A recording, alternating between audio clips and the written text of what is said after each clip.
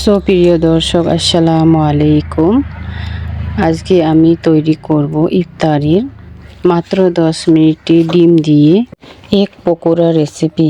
মাত্র 10 মিনিটে তৈরি করে দেখাবো। তো বন্ধুরা, এখানে নিয়েছি পেঁয়াজ কুচি, আলু কুচি, আর নিয়ে নিলাম কাঁচা লঙ্কা, ধনিয়ার গুঁড়ো, জিরে গুঁড়ো, লঙ্কার গুঁড়ো। এই পর্যায়ে দিয়ে দিয়েছি বেসন। দেওয়ার পরে এখন আমি সুন্দরভাবে এটাকে মেখে নেব। তো এইভাবে আমি ম্যারিনেট করা হয়ে গেছে, দেখতেই পাচ্ছ। এই পর্যায়ে আমি সিদ্ধ করা ডিম দিয়ে দিয়েছি। দেওয়ার পরে হাত দিয়ে সুন্দরভাবে মুড়িয়ে নেব।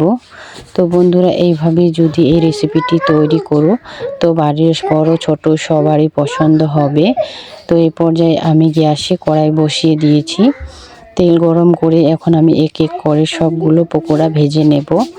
তো বন্ধুরা, ইফতারের সময় যদি এই ধরনের রেসিপি হয় তো অনেক ভালো লাগবে এবং বিকালে চায়ের সাথে পরিবেশন করতে পারো।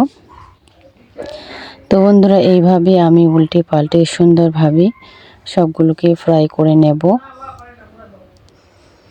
তো এখন আমার সবগুলো ফ্রাই করানো হয়ে গেছে। তোমাদেরকে আবারও সুন্দরভাবে ভেঙে দেখাচ্ছি। তো এইভাবে বাড়িতে তৈরি করতে পারো। তো বন্ধুরা, দেখতে পাচ্ছ কত সুন্দর এবং লোভনীয় হয়েছে। তো বন্ধুরা, এইভাবে তৈরি করলে বাড়িতে মাত্র 10 মিনিট লাগে এবং বাড়ির সবারই মন জয় করতে পারবেন। তো এইভাবে যদি তৈরি করেন বড় ছোট সবারই পছন্দ হবে।